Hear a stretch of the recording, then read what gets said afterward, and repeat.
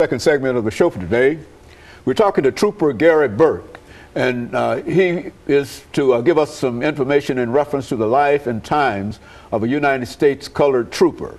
And Gary, let's have you to talk about your situation when you first became involved with the war itself, coming out of a situation of, I'm not sure whether you were a slave or whatever, but talk about your situation. Oh, freedom, oh, freedom, oh, freedom over me. And before I be a slave, I'll be buried in my grave and go home to my Lord and be free.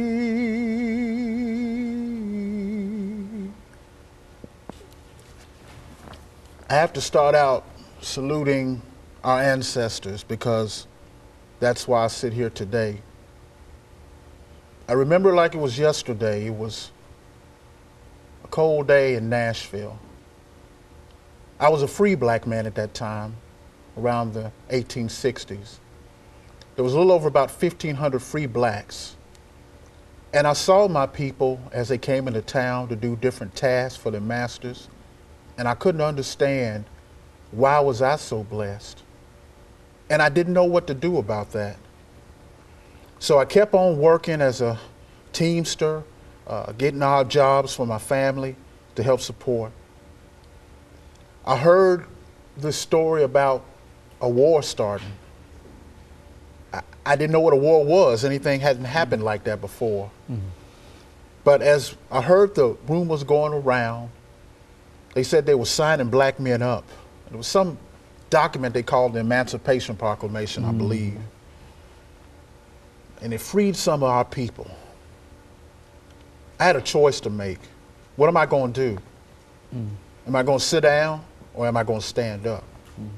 So I decided to stand up. Around Nashville at that time, the talk was about the Union soldiers might be coming too, and they start marching into town around 1862, and they were building this fort called Fort Negley, I believe. And I remember it was a Sunday morning, my sister and I were in church. We were getting our praise, thanking God for our freedom. And then the door swung wide open. And here come these men in blue suits coming in with guns, taking us all out. They marched us to this place they affectionately called St. Cloud Hill. Today they call it Fort Negley. Well, they forced us in these work groups. They called us contraband, I believe is the name that they used. They lumped us all together to do tenuous tasks on this fort.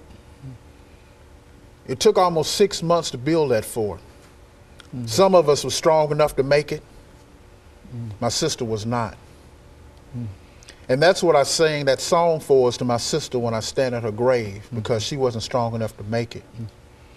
As more men started to fall on the Union side, there was more rumors about signing up for the Union Army.